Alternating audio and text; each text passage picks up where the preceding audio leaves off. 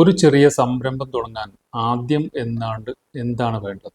പല ആളുകൾക്കുമുള്ള ഒരു സംശയമാണ്. ചില ആളുകൾ ആദ്യമേ പോയി ഏതെങ്കിലും കൺസൾട്ടൻസിയെ കണ്ട് കുറേ മെഷീനറി വാങ്ങിക്കും, കുറേ റോ മെറ്റീരിയൽ വാങ്ങിക്കും. സ്വന്തമായ ഒരു ധാരണയില്ലാതെ പലരും പറയുന്നത് കേട്ട് ഇൻവെസ്റ്റ്മെൻറ്റ് ചെയ്ത് ആ ബിസിനസ് പരാജയപ്പെടുന്നതാണ് ഒട്ടുമിക്ക ആളുകളിലും കാണാം.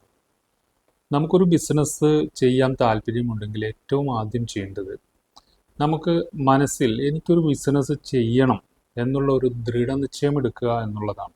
അത് എന്ത് പ്രൊഡക്റ്റുമാകാം, കോസ്മെറ്റിക് ആവാം, ആയുർവേദിക് ആകാം, അല്ലെങ്കിൽ ഡ്രൈ ഫ്രൂട്ട്സ് ആവാം, പെർഫ്യൂമറി ആവാം, ചോക്ലേറ്റ് ആവാം, ഡിഷ് വാഷ്, ഹാൻഡ് വാഷ്, അങ്ങനെ പല ഐറ്റംസ് ഉണ്ട്. ഇതിൽ ഏതെങ്കിലും നമുക്കൊരു ബിസിനസ് ചെയ്യണമെന്ന് നമുക്കൊരു താല്പര്യം തോന്നും. എല്ലാവർക്കും എല്ലാ പ്രൊഡക്റ്റും ബിസിനസ് ചെയ്യാൻ താല്പര്യം ഉണ്ടാകും. ഞങ്ങളുടെ വീഡിയോ തന്നെ ഞങ്ങൾ 1000-ഓളം പ്രൊഡക്റ്റ് ബിസിനസ് ചെയ്യുന്ന ഐഡിയയെക്കുറിച്ച് പറഞ്ഞിട്ടുണ്ട്. പക്ഷേ ഞങ്ങൾ ഒരു പക്ഷേ അത് ചെയ്താൽ ആ ബിസിനസ് വിജയിക്കില്ല. കാരണം അത് ഓരോ ആളുകൾക്കും ഓരോ ഐറ്റത്തിനോട് ഒരു പ്രത്യേക ടേസ്റ്റ് തോന്നുമ്പോൾ അതിനെ മാത്രമാണ് നമ്മൾ ചെയ്യുന്നത്. ഐറ്റം ഫോക്കസ് ചെയ്ത് കഴിഞ്ഞാൽ പിന്നെ നമുക്ക് വേണ്ടത് അതിന് കുറഞ്ഞ മുതൽ മുടക്കിൽ നമുക്കൊന്ന് പരീക്ഷണം നടത്തി നോക്കാം എന്നുള്ളതാണ് രണ്ടാമത്തെ സ്റ്റെപ്പ് എന്ന് പറയുന്നത്.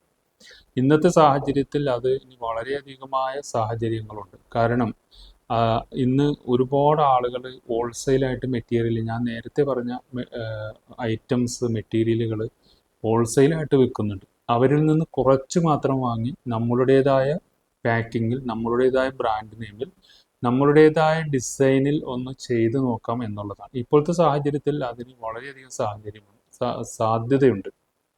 മുമ്പ് കാലങ്ങളിൽ അത് പോസിബിൾ ആയിരുന്നില്ല. ഇന്ന് കുറച്ച് മാർക്കറ്റിൽ നിന്ന് വാങ്ങിച്ച് നമ്മുടെ ഇഷ്ടത്തിനനുസരിച്ച് റീപാക്ക് ചെയ്ത് നോക്കാം. റീപാക്കിംഗ് ആണ് ബിസിനസ് സംരംഭം തുടങ്ങാൻ ഏറ്റവും എളുപ്പ വഴി എന്ന് പറയുന്നത്. കാരണം ഇന്ന് നമ്മുടെ മാർക്കറ്റിൽ കാണുന്ന ഒട്ടുമിക്ക പ്രൊഡക്റ്റും റീപാക്കിംഗ് പ്രൊഡക്റ്റുകളാണ്.